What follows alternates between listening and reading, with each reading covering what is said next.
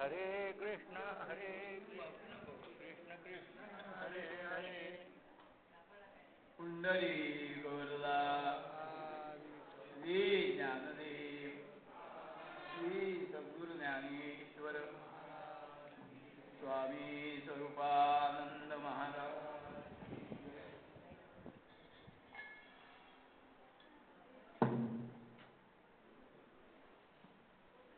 जो मज होय अनन्य शरण, जो मज होय अनन्य शरण, त्याचे निवारी मी जन्म मरण. या लागी शरणागता शरण्य मी के दैवेशा गुणमयी. मम माया दुरत्यया मामेव ये प्रपद्यन्ते मायामेतां तरन्ति ते. ज्ञानेश्वरीच्या म्हणजे ओघात श्रीमद भगवद्गीतेच्याही 9व्या अध्यायातला हा दैवेशा गुणमयी हा जो काही श्लोक आहे आणि या श्लोकावर ज्ञानियांचे राजे, साधकांचे मायबाप, कैवल्याचे पुतळे, योगीराज असे संजीवन समाधीचे अनभिक्त सम्राट आणि स्वानंद साम्राज्याचे सार्वभौम चक्रवर्ती अशा ज्ञानेश्वर महाराजांचं जे व्याख्यान आहे त्यातली एक ओवी आहे. जो मज होय अनन्य शरण, त्याचे निवारी मी जन्म मरण. या लागी शरणागता शरण्य मी के. समर्थांसारख्या संतांनी विशेष आग्रहपूर्वक भर देऊन तुम्हाला आवाहन केले, उपासनेला दृढ चालवावे. उपासना अत्यंत प्रयत्नपूर्वक, निश्चयाने, सातत्याने ती अखंड चालवावी. उपासनेमध्ये खंड पडू नये, नैरंतर्य पाहिजे, त्याच्यामध्ये सत्कारता पाहिजे आणि अत्यंत प्रेमाचा भाग पाहिजे. हा उपासना शब्द जो आहे 2 शब्दांचा मिळून शब्द झाला आहे. आसन म्हणजे बैठक, उप म्हणजे निकट. उप हा प्रत्यय लागलेला आहे. म्हणजे उपासना म्हणजे निकट राहणे. कुणाच्या निकट राहणे? तर देवाच्या सान्निध्यात राहणे, देवाच्या जवळ राहणे म्हणजे उपासना. आणि उपवास शब्दही तोच अर्थ सांगून गेलेला आहे. आम्ही फक्त सोयीस्कररित्या चेंज ऑफ फूड असा त्याचा अर्थ केला आहे. म्हणजे भात भाकरीच्या ऐवजी खिचडी वगैरे वगैरे पदार्थ असा आम्ही त्याचा सोयीस्कर अर्थ केला आहे. उपवास म्हणजे निकटवास, भगवंताच्या सान्निध्यात राहणं असा उपवास आणि उपासना त्या 2 शब्दांचा अर्थ. आणि उपासना म्हणजे की त्यातलं महत्वाचं हृदय जर काही असेल तर साधन मार्ग हा उपासनेतला आत्मा आहे. कोणत्याही धर्माची, कोणत्याही संप्रदायाची, कोणत्याही पंथाची उपासना असो, उपासनेतला आत्मा एकच आहे, साधन. हरिदास मंडळी एक विशेष आपल्या सेवेतनं कोट्या करत असतात. तर मलाही साधना शब्दावर कोटी करण्याचा मोह आवरत नाहीये म्हणून कोटी करतो. जी साधी नाही ती साधना. साधना ही वाटेवर पडलेली गोष्ट नाही. साधना उगाच गप्पा मारायचा विषय नव्हे, साधना चर्चेचा विषय नव्हे, साधना निबंधाचा विषय नव्हे, साधना हा अनुष्ठानाचा विषय आहे. साधना करायची आहे, साधना जगायची आहे. आणि कोणतीही साधना असो, ती योग साधना असो, हठयोगाची साधना असो, राजयोगाची साधना असो, ध्यानयोगाची साधना असो, लययोगाची साधना असो, राजयोगाची साधना असो, नामयोगाची साधना असो, अगर सोहम साधना असो, साधना म्हणलं की त्या साधनेतले महत्वाचे जे काही अंतरंग घटक आहेत, त्या साधना मार्गातल्या अंतरंग घटकातला एक महत्वाचा घटक आहे शरणागती. सकाळी फिरायला जातो देहाच्या स्वास्थ्यासाठी.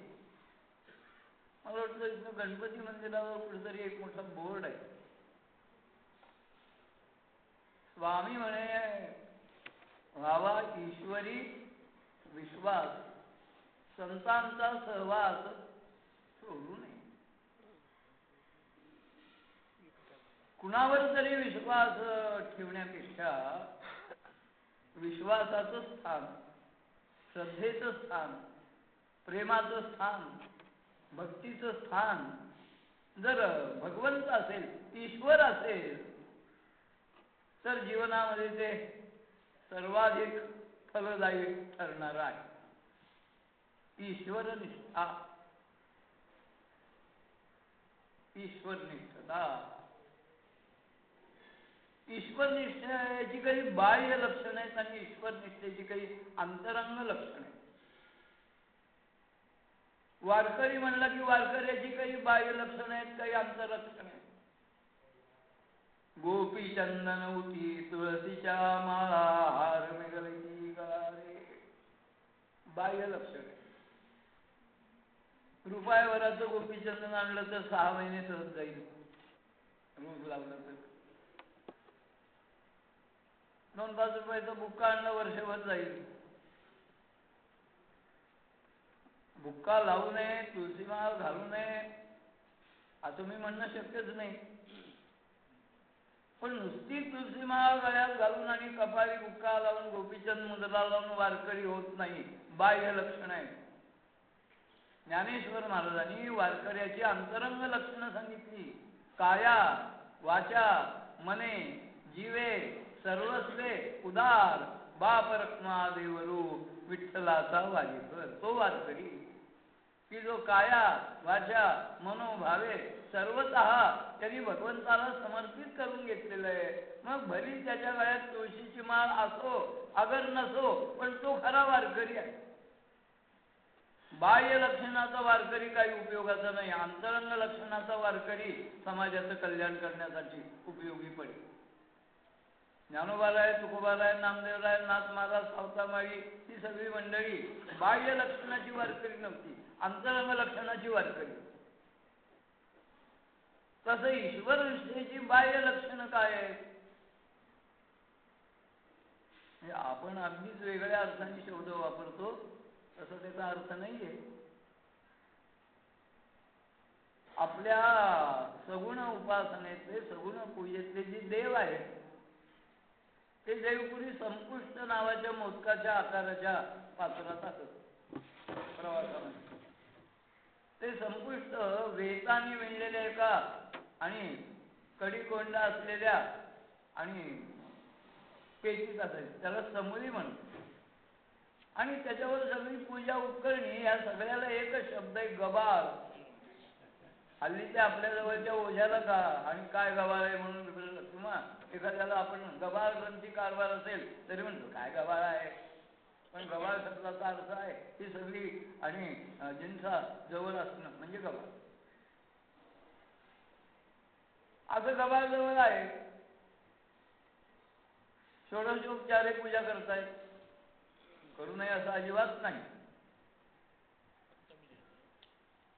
पण अंतरंग लक्षण जर नसेल तर ह्या बाह्य पूजेचा सुद्धा काही उपयोग नाही. अंतरंग लक्षणं पुष्ट होण्यासाठी पूजेचा निश्चित उपयोग आहे. पण पूजादी कृत्य म्हणजे अंतरंग लक्षण नव्हे. अंतरंग लक्षण काय आहे? शरणागती. शरणागती. प्रस्तुतची ओवी जी आहे ती ओवीच अशी आहे, जो मज हो अनन्य शरण त्याचे निवारी मी जन्म मरण या लागी शरणागता शरण्य मी चेतू.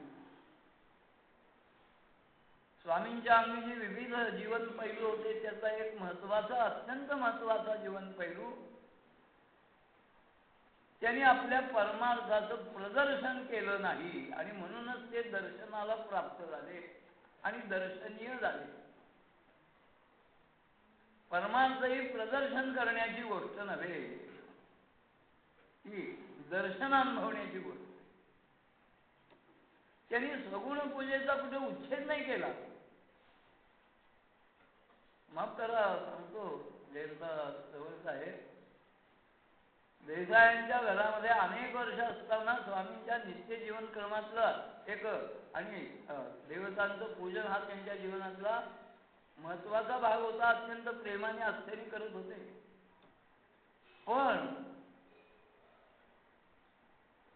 त्यांनी जरी उच्छेद केला नाही सगुण पूजेचा तरी त्याचा अवडंबर त्यांनी कधी केलं नाही. बरोबर. एका ठिकाणी म्हणतो सोमवार होता, कार्तिकातला सोमवार. एक 70-72 वर्षाच्या मातोश्री माझ्याकडे धापा टाकत आल्या, घाबऱ्या उभ्या झाल्या होत्या. मी म्हणलं त्यांचं बीपी वाढलं का काय? ते म्हणजे अण्णा काय झालं? आज सोमवार म्हणल्या फुगट गेला. काय झालं? काय झालं? काय किती हिंडले म्हणल्या, किती हिंडले, बेलाचं पान म्हणून मिळालं नाही. असल्या दमण्याचा काहीही उपयोग नाही. त्यापेक्षा सोमवारी जागेवर बसून नम शिवाय म्हणले असते तर ते जास्त फलदायक झालं असतं ना. पण आम्ही बाह्यांगालाच जास्त मूल्य देतो. आणि एक प्रश्न विचारू का तुम्हाला? तुम्ही कृती आहात, ऐकणारी आहात, चिंतन करण्याची तुमची शक्ती आहे. कल्पना करा, भगवान विष्णूंना तुळशीपत्राच्या ऐवजी बेलपत्र वाहिलं. भगवान विष्णू तुम्हाला नरकात घालतील असं वाटतं का तुम्हाला? काय वाटतं? नाही ना घालणार. आणि शिवशंकरांना तुळशीपत्र वाहिलं, हेही नरकात घालणार नाही.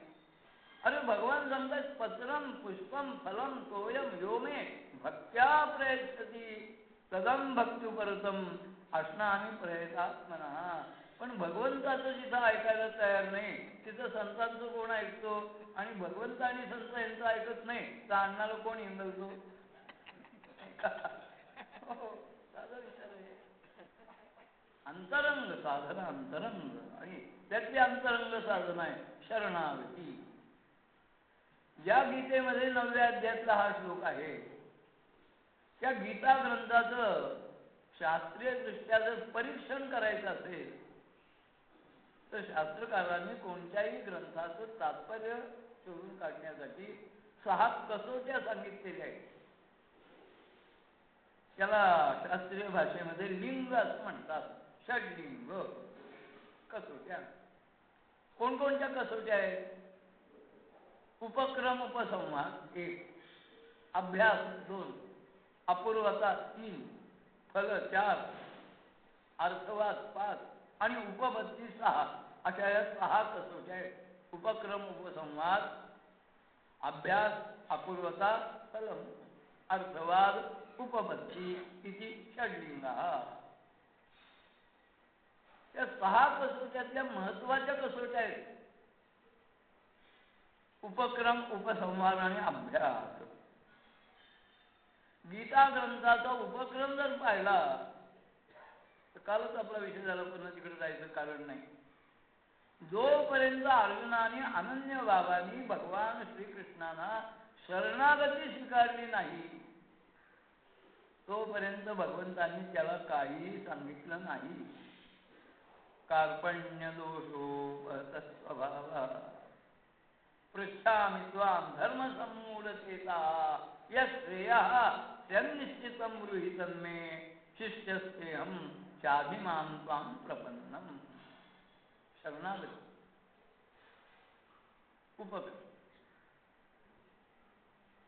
उपसंहार कशाचा आहे गीतेचा? पुन्हा उपसंहार शरणागतीच आहे.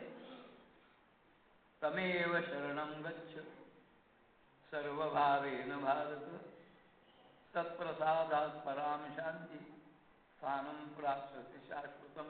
उपसंहार. आणि पुन्हा 2-4 श्लोक सोडून या उपसंहाराचा उपसंहार. सर्व धर्मान परित्यज्य मामेकं शरणं व्रज अहं त्वा सर्व पापेभ्यो मोक्षयिष्यामि मा शुचः. शरणागती म्हणजे उपक्रम उपसंहार त्याची एक वाक्यच आहे. अनन्य भावानी शरणागती. मग उपक्रम उपसंहाराची एक वाक्यच आहे ती फार थोड्या क्वचितच्या ठिकाणी वक्त्याच्या ठिकाणी आढळून येते. नाही तर उपक्रम एका विषयात उपसंहार एका विषयात. अनुभव सांगतो, फार जुनी गोष्ट आहे. त्र्यंबकराव नरवणे हे त्यावेळी दारूबंदी मंत्री होते आपल्या मुंबई शासनामध्ये. आणि त्या नशाबंदी मंडळाच्या साह्याने त्या मंत्रालयाचं काम की व्यसनापासून माणसं दूर व्हावी, व्यसनमुक्ती व्हावी यासाठी ते मंत्रालय जागोजागी नशाबंदी मंडळ काम करत. पुण्यामध्ये एक नशाबंदी मंडळ होतं. त्यावेळेचे पुण्याचे सिटी इंजिनियर रावसाहेब सके नेवलगावकर हे त्या मंडळाचे अध्यक्ष होते. अण्णा घाणेकर कार्यवाह होते. कार्यवाह कशाला म्हणतात माहिती आहे का प्रकाश? जो आपल्या खांद्यावर संस्थेचं सगळं ओझं घेऊन वाहतो त्याला कार्यवाह म्हणतात. एका संस्थेचा मी कार्यवाह झालो, वय वर्ष 22, आणि छातीचे बंद असे तटतट घेऊ. कार्यवाह एक होती. आणि बैठक वेळेवर आलो. सभासद मंडळी बाहेर उभी. म्हणून का रे बाहेर उभी का आपण सगळी मंडळी? ते म्हणजे उभे राहणार नाही तर काय करणार? म्हणलं का? ते म्हणजे कार्यवाह तुम्ही आत्ता आलाय, बैठका कुणी घालायच्या? अरे बापरे म्हणलं, कार्यवाह पद फार चांगलं असतं पण त्याच्या मागाची जबाबदारी आहे ना ती फार मोठी असते. जयंता तुम्ही मंडळी हे पार पाडताय, कौतुकाची, अभिमानाची, आनंदाची अशी गोष्ट आहे. आपला विषय इथून निघाला की मी कार्यवाह होतो. एका मंत्री महोदयांचं व्याख्यान आम्ही ठरवलं त्या नशाबंदी मंडळ पुणेच्या वतीने. कार्यवाह्यांना त्यांनी संस्थेचं कार्य, नशा ते आणि नशाबंदी खात्याचं मंत्रालय हे सगळे उपविधान करून दिला. मंत्री महोदयांना विनंती केली, बोला. बोलायला उभे राहिले. आणि बोलता बोलता त्यांचा ट्रॅक कधी चुकला हे त्यांच्या लक्षात नाही. ते बोलता बोलता काय सांगू लागले, महाराष्ट्रामध्ये साखर उद्योग निर्मितीला फार वाव आहे. अजून इतके साखर कारखाने त्यावेळी निर्माण झालेले नव्हते. आणि साखर धंदा जर फायद्यात पडायचा असेल तर साखर हे आणि बाय प्रॉडक्ट आणि लिकर हे मूळ उत्पादन. मी त्यांचा शब्द प्रकाश सारखा मागणं ओढत होतो की नशाबंदी मंडळाच्या वतीने व्याख्यान आहे. अहो तुम्ही काय सांगताय? पण ते सगळं बोलूनच थांबले. उपक्रम काय, उपसंहार काय, काय अर्थ नाही. उपक्रम आणि उपसंहार एका विषयात शरणागती. पण अभ्यास तिसरं लिंग. गीतेमध्ये अभ्यास म्हणजे पुन्हा पुन्हा पुन्हा पुन्हा पुन्हा पुन्हा हीच गोष्ट वारंवार करणे म्हणजे अभ्यास. अभ्यास कशाचा आहे? अभ्यास शरणागतीचा आहे. मधला पूर्वखंडाचा शेवटचा अध्याय 9वा अध्याय. त्या 9व्या अध्यायाचा हा श्लोक आहे. आणि त्या श्लोकावरच्या भाषेत ज्ञानोबारायांचं भाष्य आहे. जो मज हो या अनन्य शरण त्याचे निवारी मी जन्म मरण या लागी शरणागता शरण्य मीची तू. हा अभ्यास म्हणजे उपक्रम, उपसंवाद आणि अभ्यास या तिन्हीची एकवाक्यता आहे शरणागती. आणि ही शरणागती हा कोणत्याही साधनेचा आत्मा आहे. शरणागतीशिवाय साधना केली तर ती साधना म्हणावी तशी, म्हणावी तितकी फलद्रूप होणार नाही, वाया निश्चित जाणार नाही, पण ती म्हणावी तशी फल. शरणागती. रामकृष्ण परमहंस एक फार छान बोधपर गोष्ट सांगायची. काही आणि कोळीनी ही पाण्यातल्या भाज्या विकणं हा त्यांचा व्यवसाय. त्या निघाल्या होत्या कलकत्ता शहरामध्ये त्यांच्याजवळ असलेल्या आणखीन माल घेऊन विकायला. गेल्या बाजारात सगळा माल विकला गेला. पण बाजारातून कलकत्ता शहरातून परत गावाकडे येताना तिन्ही सांजा झाल्या. हा म्हणता आभाळ भरून आलो, गडगडाट होऊ लागला, विजांचा कडकडाट होऊ लागला. हा म्हणता मुसळधार पाऊस, चालणं अशक्य. रस्त्याच्या कडेला एक मोठी सुंदर अशी फुलबाग होती. सेवंतिका, बकुल, चंपक, पाटलाप, जई, पुन्नाग, जाती, करवीर, रसाल, पुष्पै, बिल्व, प्रवाल, तुलसी अशी सगळी सुगंधी फुलं त्या बागेत आल्या. तर माळीबाबांनी विनंती केली की आम्हाला आता घराकडे जाणं अशक्य आहे, रात्रभर इथं मुक्काम करतो, आपण रात्री कुठे जाणार, पाऊस थांबला तरी. सकाळी उठून आम्ही घराकडे जाऊ. म्हणलं जा, काही हरकत नाही, राहा, एवढं मोठं घर आहे, राहा. पण हे कळत आहे म्हणला, तुमच्या त्या आणि समुद्रातल्या भाज्या विकून ज्या टोपल्या मोकळ्या झाल्यात ना, त्या आत आणू नका, त्या तेवढ्या मळ्याच्या कंपाऊंडच्या बाहेर ठेव. तुम्ही खूप कशाला विश्रांती घ्या, तुम्हाला काही भाकर तुकडा पाणी काय नाही म्हणलं आमच्याजवळ आहे, ठीक आहे, माझ्या बाहेर ठेवलं.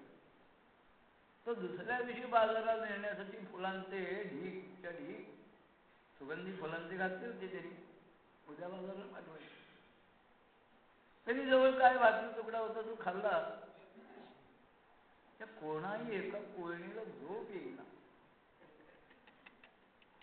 एकच दुसरी का तुला म्हणले, नाही मला नाही झोप लागत, माझी स्थिती होता होता सगळ्या म्हणल्या झोप लागत नाही. का नाही झोप लागत? इंटू इन्व्हर्टेड कॉमा ना त्या कोळणीचा शब्द, हा जो फुलांचा वास मारतोय ना त्यामुळे डोकं भणाणलंय. आता म्हणजे आपण माळ्याचा त्या माळीदारांनी फुलाचे ढीक घातले काय करणार? त्या म्हणजे आई युक्ती, माळीदारा झोपलाय. आता पार झाल्याशिवाय, कोंबडा हरवल्याशिवाय काही तो जागा होत नाही. आपल्या त्या टोपल्या बाहेर आहेत ना, त्या आत आणा, आपल्या तोंडावर घ्या पालथ्या. अशा त्या टोपल्या त्यांनी तोंडावर पालथ्या घेतल्या. क्षणार्धामध्ये घोरासुराचं आख्यान सुरू झालं. रामकृष्ण सांगत असत ना गोष्ट तात्पर्य फार महत्वाचं. शरणागती जी करायची म्हणजे त्या सुगंधी आणि फुलांच्या आवारामध्ये झोपल्या होत्या, सान्निध्यात होत्या, पण तोंडावर आणि त्या अत्यंत मासळीचा वास येणाऱ्या पाट्या. तसं शरण गेलो म्हणायचं, पण आपलं अस्तित्व वेगळं राखून शरण जायचं, त्याला शरणागती म्हणत नाही. अनन्य भावाने शरणागती. नारदांसारखे भक्तर्षी भक्तिसूत्रामध्ये सांगतात, अन्याश्रयाणाम त्यागो इति अनन्यता. अनन्य भावाने भगवान गीतेत अनेक वेळा अनेक परिपरीने सांगतायत. अनन्यास चिंतयन्तो मां अनन्यचेता सततं यो मां स्मरति नित्यशः. अनन्यता, अनन्यता. अन्य सगळ्या आश्रयांचा त्याग करून एक तूच. म्हणजे कसं? आपण पावसाळ्याची छत्री वापरतो आणि उन्हापासून निवारण व्हावं म्हणून ही छत्री वापरतो. 8 काड्याची, 12 काड्याची, 16 काड्याची. उपयोगात असताना तिच्या सगळ्या काड्या ज्या आहेत त्या पसरल्या जातात, कापड पसरलं जातं. पण घडी करून ठेवत असताना त्या 12, 16, 8 ज्या काड्या असतील त्या सगळ्या कुठे येतात? तर मधला जो दांडा आहे त्या दांड्याशी कापडासहित त्या सगळ्या काड्या एकत्र येतात. अगदी या छत्रीसारखा आपण भगवंताला आपल्या अंतःकरण वृत्ती ज्या आहेत ना, किती काड्या आहेत काही सांगता येत नाही, अशा सगळ्या अंतःकरण वृत्ती सहित भगवंताला शरणागती करायची. ती कशी करायची आहे? ज्ञानेश्वर महाराजांनी एक छान दाखला दिला की महोदधी का गांगरी गाले जैसे. गंगा जी आहे ती गंगा महोदधीला म्हणजे सागराला मिळाली. मग सागराला मिळाल्यानंतर त्या गंगेचं नाव शिल्लक राहतं का? तिची लक्षणं शिल्लक राहतात का? तिचा आकार शिल्लक राहतो का? तिचे गुणधर्म शिल्लक राहतात का? नाही. गंगा आपली लक्षणं, आपलं स्वरूप, आपलं नाव, आपला आकार, आपलं सर्वस्व विसरते आणि ती सागरमय होते. तुका म्हणे गंगा सागर संगमी अवघ्या झाल्या उर्मी एकमय.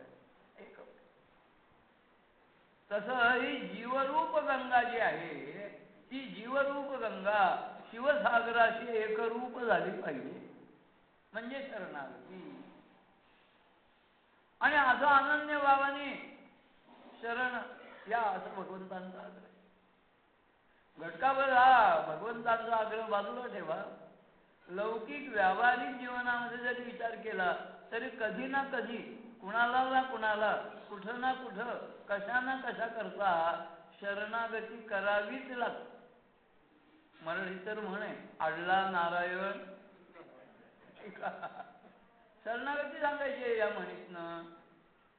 किंवा हिंदीत म्हण आहे प्रसंगा बाका तू गधे को बोलना पडता है काका. काय करायचं पण. आणि मराठीतली पण परंतु अव्ययी आहेत ना की मागच्या सगळ्या अर्थावर घडावर पाणी म्हणतात. मग जीव जीवाला शरण गेला काय उपयोग? हाही जीव तोही जीव. जीव जडाला शरण गेला. उद्या खांब आहे या खांबाला मी शरण गेलो. खांबाला म्हणलं डोकं फोडून घेईन उपयोगी आहे. का म्हणेल डोकं फुटलं तरी मी तुझ्या काही उपयोगी पडणार नाही. मी उपयोगी आहे फक्त हे वरचं छत जे आहे त्या छताचा आधारस्तंभ म्हणून उपयोगी आहे. तुला उपयोगी पडायचं माझ्या अंगी काही सामर्थ्य नाही. जीवानी जीवाला शरणागती करून उपयोग नाही. जीवानी जडाला शरणागती करून उपयोग नाही. जडानी जीवाला शरण जाऊन उपयोग नाही. जडानी जडाला शरण जाऊन उपयोग नाही. न्यायगती अशी न्यायशास्त्रातली न्यायदर्शनातली भाषा आहे. सोडून द्या सगळी पारिभाषिक आणि बोलणं आहे. पुन्हा मराठी वाक्प्रचार सांगायचं तर एकादशीच्या घरी शिवरात्र जाऊन काय उपयोग? काही उपयोग नाही. किंवा ज्ञानोबाला फार गमतीने सांगतात राणी दुखिया दुखी भेटे का निविड घनदाट अशा जंगलामध्ये की दिवसा ढवळ्या सुद्धा तिथं सूर्यप्रकाशाची किरीट येणं अशक्य इतकं घनदाट अरण्य. एक माणूस पांचस्त वाट चुकला त्या अरण्यात गेला. अरण्यातून बाहेर पडायला पाहिजे.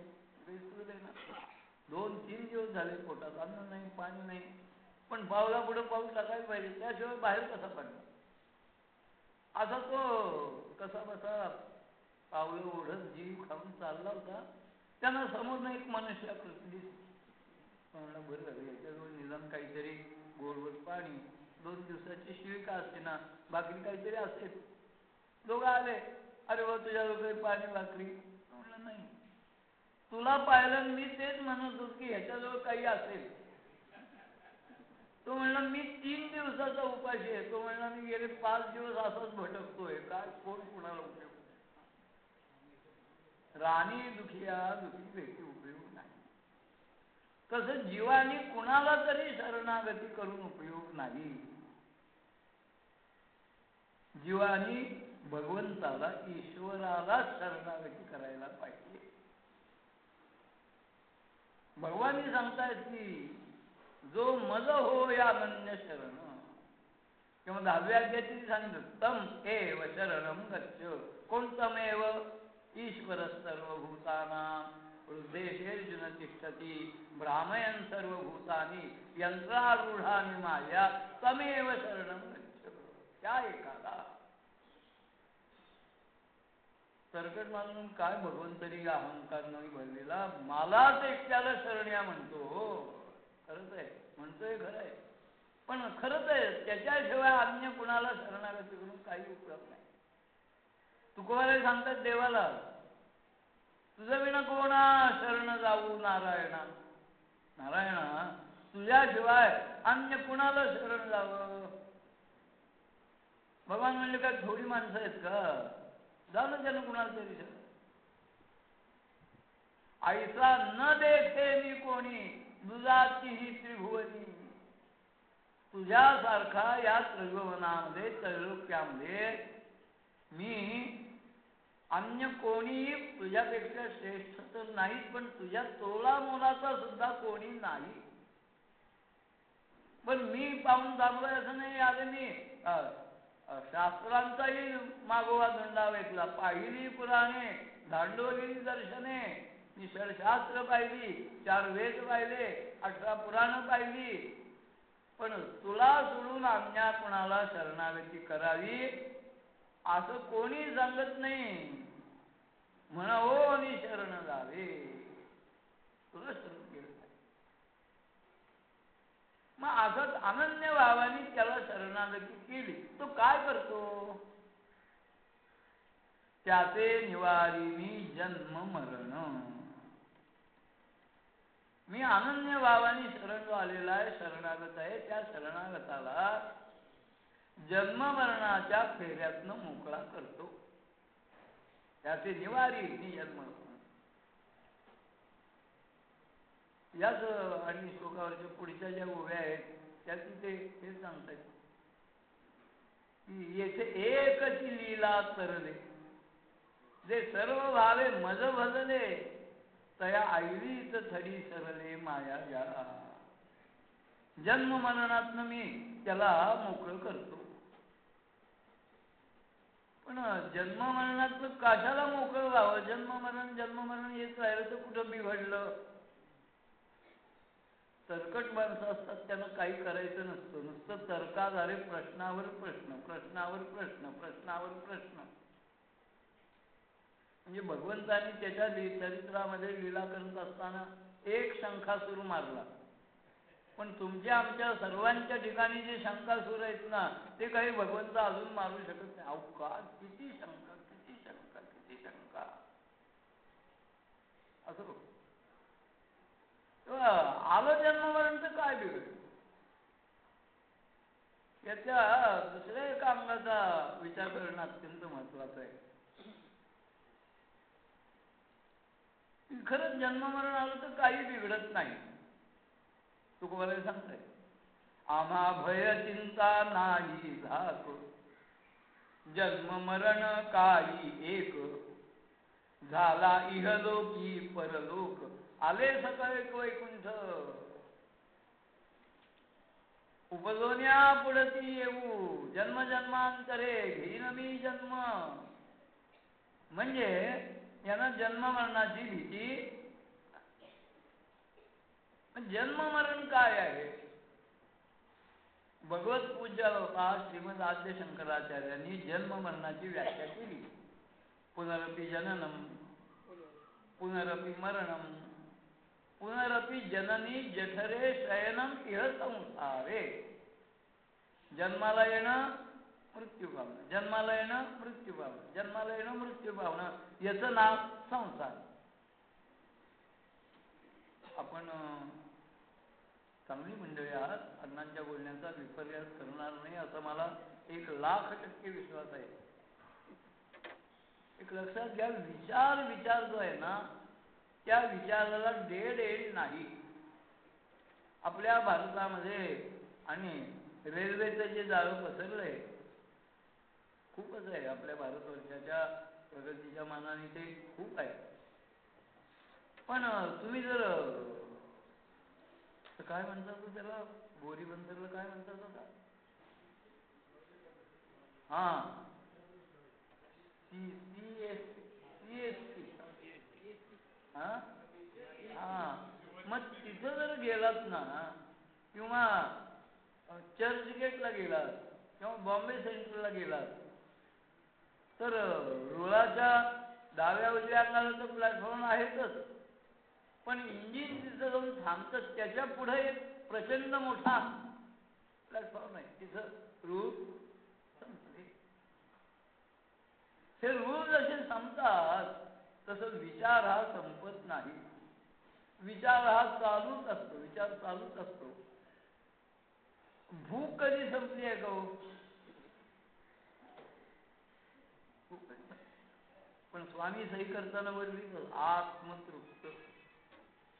आत्मतृप्तता जी आहे तीच अशी आहे की तिथं भूक संपलेली आहे, बाकी भूक संपलेली नाही. आत्ता नाही, संध्याकाळी बघू. विचार असं समजू नका की भगवत पूज्यपाद श्रीमद आद्य शंकराचार्यानंतर विचारच संपला नाही, विचार चालू आहे. आता आचार्यांची व्याख्या आपल्या समोर ठेवली संसाराची. ज्ञानेश्वर महाराजांनी संसाराची व्याख्या काय केली पहा. अगा उपजणे आणि निमणे, सावध चित्तांनी ओळी आहे का.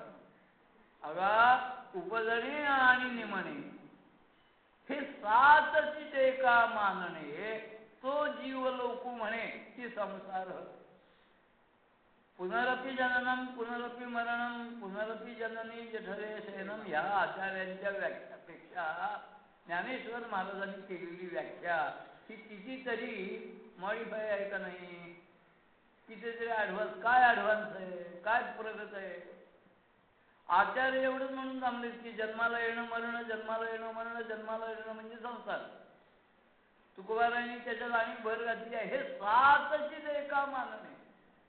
जन्माला येऊन आणि मरून सुद्धा मी जन्माला आलो आणि मी मरतो हे जो खरं मानत नाही ना, तो संसारातून सुटला.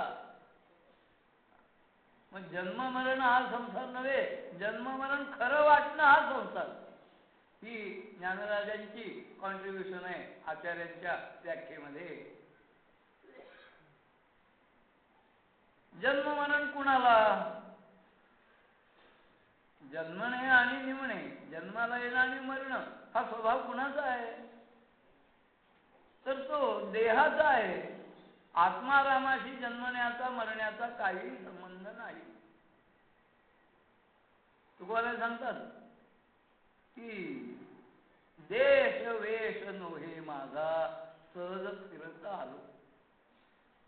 किंवा तुम्ही जर अनंत स्मृतीमध्ये गेलात, स्वामींच्या खोलीच्या बाहेर आहे ना ते पत्र, स्वामींचं विचार आहे की आम्ही कुठून आलो नाही, कुठं जायचं नाही, ईश्वराने आम्हाला इथं पाठवलं.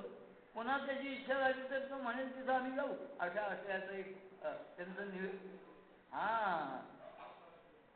तुकोबारा हेच सांगतायत. नव्हे आम्ही आजी कालीची, आम्ही आजकालचे नव्हे.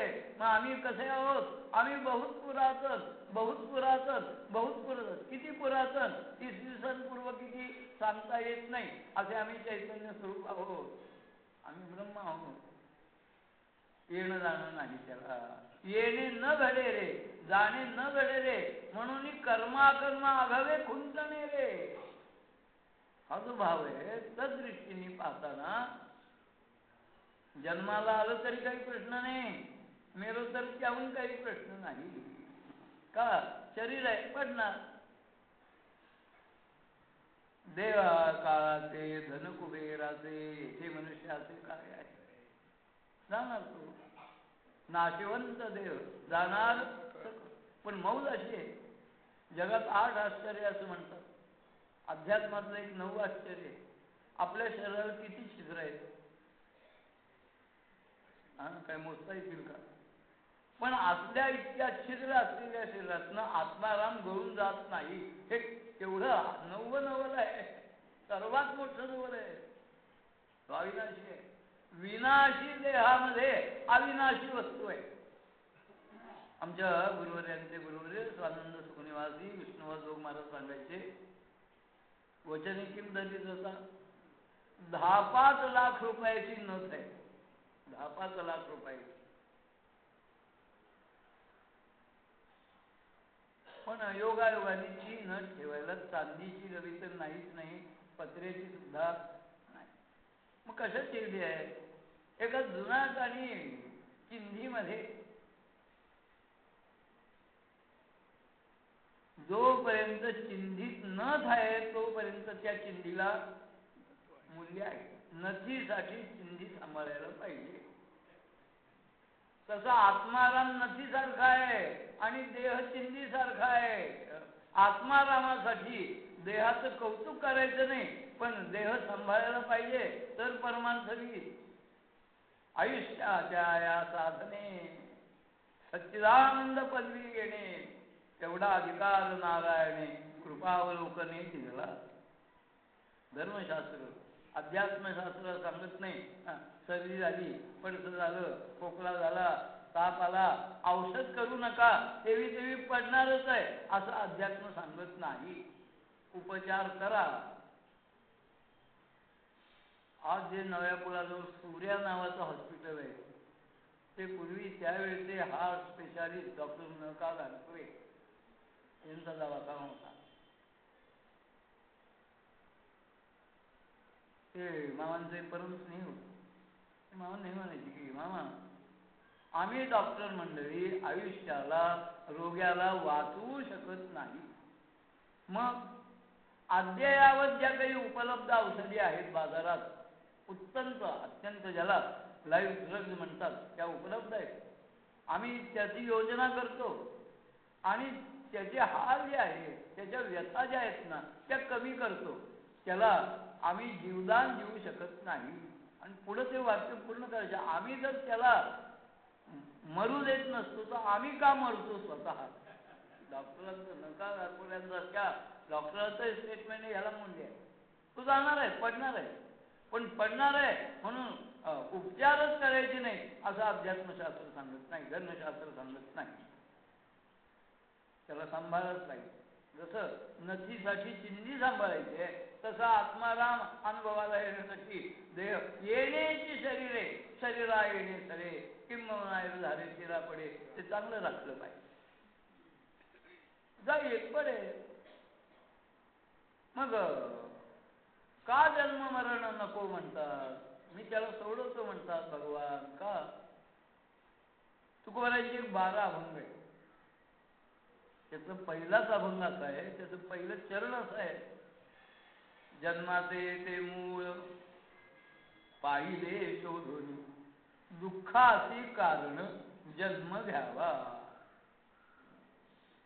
या वाक्याशी आपल्या सगळ्या तत्वज्ञानाची मध्यवर्ती कल्पना आणि बैठक ही आहे. लॉ ऑफ ऍक्शन म्हणजे कर्माचा कायदा, याच्याशी ओळ अत्यंत निगडीत आहे. केलेल्या कर्माचं फळ आपल्याला भोगावंच लागतं, भोगावंच लागतं. न केलेल्या कर्माचं फळ कर्तुम अकर्तुम अन्यथा कर्तुम सर्वतंत्र स्वतंत्र सर्वे सर्वा परमात्मा सुद्धा बळजबरीने आपल्याला भोगायला लावू शकत नाही. तो फक्त कर्मफलभोग नियंता आहे, दाता नाही आहे. आपल्या पदार्थ सुखदुःख तो कोणाही जीवाच्या गळ्यात बांधत नाही. तो सुखदुःखाचा रिटेल अगर होलसेल व्यापारी नाही. ज्याच्या त्याच्या कर्मानुसार तो नियंत्रक आहे. फक्त आम्ही अडाणीपणा म्हणतो, देवा आम्ही एवढं तुझं करतो, आमच्या वाट्याला काय आहे? एवढं करतो म्हणजे काय? संध्याकाळी निरंजन लावतो आणि खायला तू साजूक वापरतो, निरंजनात वनस्पती घालतो, हे आम्ही करतो. आणि पुन्हा त्याला विचारतो इतकं करू ना तुमच्या आमच्या वाट्याला, आपल्या वाट्याला तो काही घालत नाही. आमचंच कर्म आम्ही भोगत पुढे चालतो. जे काही कर्म आहे त्या कर्माचं बऱ्यागर वाईट सुखागर दुःख जे फल आहे ते त्याच देहामध्ये भोगून संपतं, त्याच जन्मात भोगून संपतं असं नाही. काहीतरी शेष उरतं की जे फलोन्मुख व्हायला कालावधी लागतो. घराच्या मागं पुढं अंगण आहे, मोकळं, थोडी जागा आहे, बागकामाची हौस आहे. एक मूठभर धनी टाकले जमीन चांगली एकच जात. 8 दिवसामध्ये 15 दिवसात कोथिंबीर येईल, घरातल्या भाजी चटणीत घालण्यापुरती येईल का नाही. आणि नारळ लावला तर अगदी कलमी जरी असलं तरी किती काळ लागतो? 5 वर्ष ना. तसंच आहे कर्म. काही कर्माचं फळ तात्काळ त्याच जीवात आहे, त्याच जन्मात आहे. आणि काही कर्माची पदं उदरनिर्वाह व्हायला किती काळ जाईल काही सांगता येत नाही. म्हणून आपल्या तत्वज्ञानात पुनर्जन्माचा सिद्धांत येतो. ह्या कर्माच्या कायद्याला अनुसरू नये. जर ते कर्माचं फळ भोगायचं शिल्लक राहिले तर त्याच्यासाठी कुठेतरी देहात कोणत्या तरी योनीत यायलाच पाहिजे. न येऊन कुणाला सांगता भोगावं लागतं. मग सगळ्या दुःखाचं मूळ आहे जन्म. दुःखाचे कारण जन्माला आलेला मनुष्य त्याला पुन्हा जन्म येईलच असं काही ठामपणे सांगता येत नाही. का? साधना करून जर तो याची देही याची डोळा जीवनमुक्त झाला त्याला पुन्हा मागचा जन्म याचं काही कारण नाही. का? त्याची वासना तुटली नाही. अगदी परिभाषेत सांगायचं तर आपल्याला जे 4 देह आहेत ना, हा स्थूल देह, त्याच्यातला सूक्ष्म देह, त्यातला कारण आणि महाकारण, तो सूक्ष्म देह जो आहे तो सूक्ष्म देह वासनेतनच मुक्त झाल्यामुळं त्याला पुन्हा जन्म नाही. जन्म का? जन्म घेणे लागे वासनेच्या संगे, त्याची झाले अंगे हरिरूप. हरिरूप ध्यानी हरिरूप म्हणी एका जनार्दनी हरी बोला. वासना संपली, जन्म संपला. एकदा आला होता, आटपला, पुन्हा जन्म नाही. जन्मा नाही येणे ऐसे केले ते सांगताय सद्गुरु कृपेने मी अशा स्थितीला प्राप्त झालो की आताला जन्माला येणं नाही. मग त्यासाठी शरणागती, त्याचे निवारी मी जन्म मरण. आणि या लागी एवढ्यासाठी अर्जुना शरणागत कुणाला तरी आपण शरण जावं असं ज्याला वाटतंय यालाच पारिभाषिक शब्द आहे मुमुक्षुता. मुमुक्षु शिवाय पामराला, बद्धाला, विषयाला जन्म मरण परंपरेतनं मी मुक्त व्हावं असं वाटत नाही, वाटणारच नाही. ते फक्त मुमुक्षुला वाटेल. का? सवयीने दुःख सुद्धा अंगवळणी पडतं. तसं बेळगावमध्ये होतो, गुरुदेवांच्या परमार्थ मंदिरामध्ये प्रवचन सेवा होती. बऱ्याच वर्षांनी माझे एक श्रोते, 10-5 वर्षांनी त्या श्रोत्यात होते. प्रवचन झालं म्हणजे अण्णा आता आम्ही नातवाच्या शिक्षणासाठी बेळगावात विरार करून आहोत, तुम्ही आलो काय? म्हणलं अरे हो, रात्री परत कीर्तन सेवा आहे, आता मध्ये वेळ थोडा आहे, कुठं नेतात? नाही म्हणलं आलंच पाहिजे, गेलो. 2 खोल्याचं विरार. तरी बहुतेक पत्नीला आज जाऊन सांगतात की अण्णा माझे स्नेही आले, त्यांना काही दूध काही उपाय. आणि आतनं आदळ आपण कानावर येऊन लागले. कुणाला तरी धरून आणतात, दुधाचा भाव काय? ऐकलो 2च खोली, त्यामुळे त्या आत त्या म्हणत होते ते मला ऐकू आलं बाहेरच्या खोलीत. आमच्या जण म्हणलं अरे हो, मला आता दुधाची खरंच गरज नाही, काही आवश्यकता नाही. तू काय म्हणावं? ती म्हणला नेहमी असंच बोलती, काही मनावर घेऊ नका. म्हणजे त्याला तो अंगवळी पडलो होती बोलणं. घडलेलं इथे आता मी काय सांगितलं, दुःख सुद्धा अंगवळणी पचनी पडत. पण मोक्ष जो आहे ना त्याला दुःख नकोसं वाटतं. नको नको नको. काही ऐसी दशा येईल माझ्या अंगा, चित्त पांडुरंगा दुरतसे नाठवो निदेह पायाचे चिंतन. काही ऐसा पात्र होईन लाभासी. आता जो मुमुक्ष आहे ना त्याला एक उपाय आहे, शरणागत जो आहे, ज्याला शरण जावंसं वाटतंय त्याला शरण जाण्यास योग्य या त्रिभुवनामध्ये मीचे जो मद हो या अनन्य शरण त्याचे निवारी मी जन्म मद या लागी शरणागता शरण्य मीचे मग शरणागतीचं दृष्ट्यातलं लक्षण काय आहे? साष्टांग हे करी दंडवत दंडवत दंडापरी आणि सोबत करून सांगितलं लोटी जे का काठी पडी जाईल. म्हणजे आपल्याला आधार मिळावा म्हणून आपण हातात काय घेतो? काठी. गमत अशी आहे जी काठी आपण आधारासाठी घेतो त्या काठीला आधी आपण आधार द्यावा लागतो, तेव्हा ती आपल्याला आधार देते. आणि ती काठी आपल्या हातातनं तुटून पडली मग ती का आधार देणार आपल्याला? मग लोटांगण कसं, दंडवत कसं, ती काठी भूमीवर जशी समांतर पडलेली आहे असं आठी अंगासहित लोटांगण साष्टांग करी दंडवत. एक लक्षण झालं, बाह्यांगाने लक्षण झालं. पण खरी शरणागतीची अंतरंग गोष्ट जर काही असेल तर ती आहे आपली कर्ता भोगता ही अहंता जी आहे ती अहंता सोडून त्याला साष्टांग नमस्कार करणं. आम्ही काय करतो? आम्ही बाकी सगळं त्याला देतो. 10व्या अध्यायातल्या समेव या श्लोकावरचं माऊलीचं 4 ओळीचं व्याख्यान आहे. त्यात एक ओळी अशी तया अहम वाचा चित्त अंग देवोन्या शरणवी महोदधी का गांगरी गाले दैते.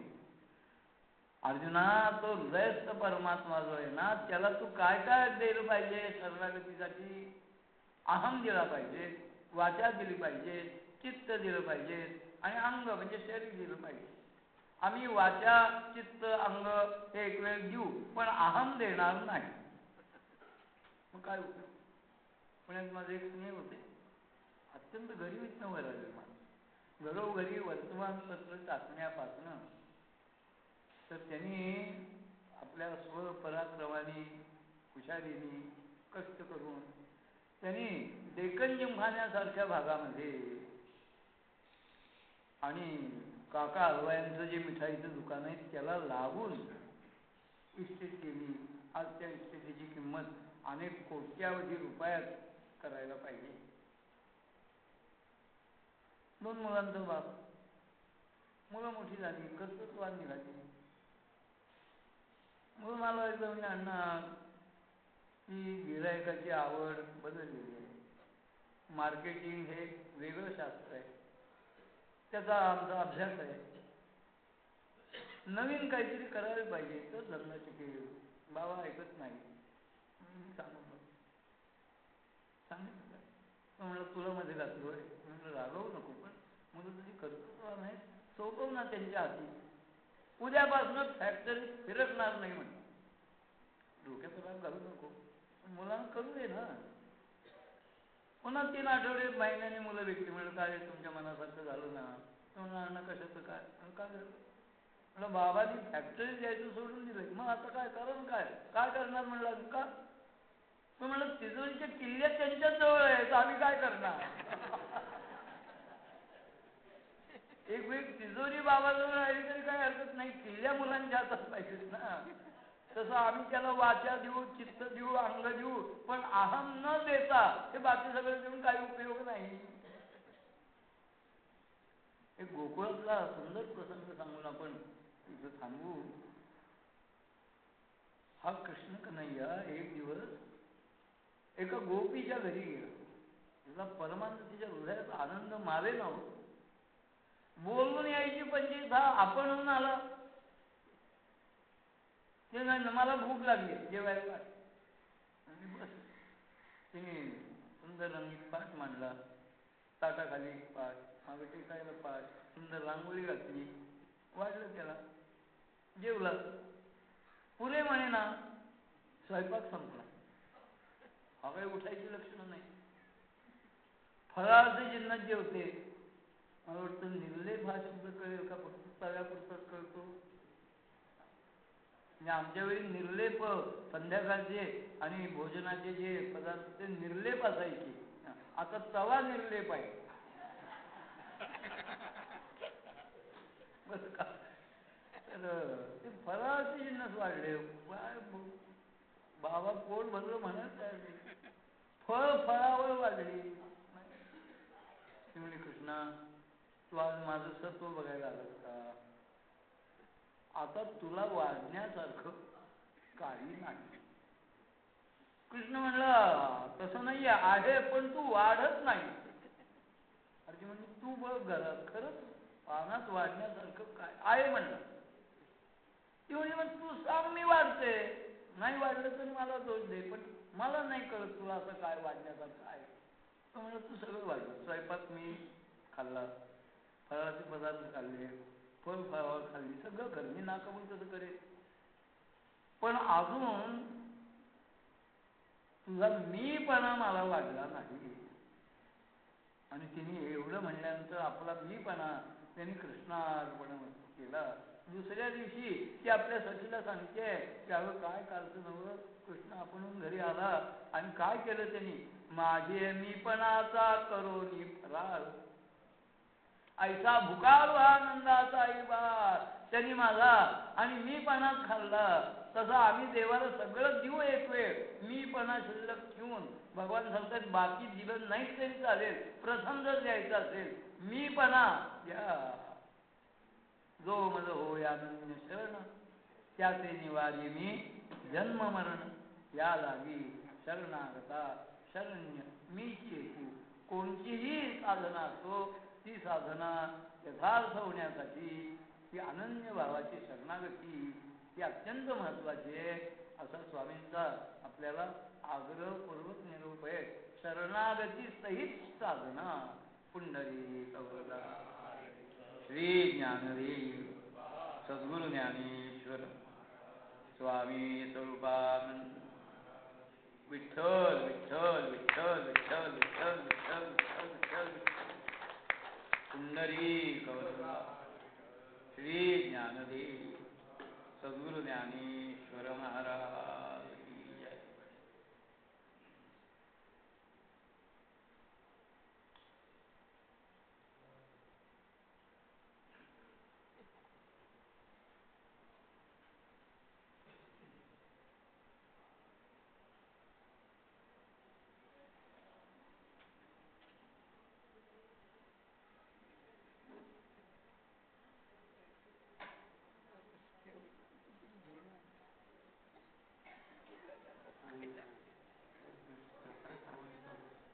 हो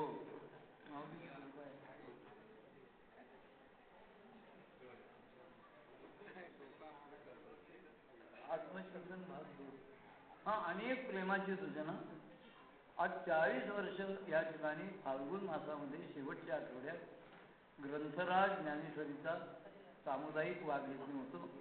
यंदाचा फाल्गुन मासाचा वादयज्ञ 3 एप्रिल ते 9 एप्रिल अशा कालावधीत आहे. 2 एप्रिलला पारायणार्थी इथे मुक्कामाला यावं.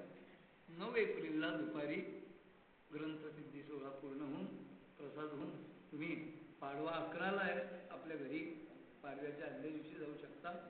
3 एप्रिल ते 9 एप्रिल सकाळी ग्रंथराज ज्ञानेश्वरी पारायण, सायंकाळी प्रवचन, हरिपाठ असं आणि सेवेचा आणखी कार्यक्रम आहे. 3 एप्रिल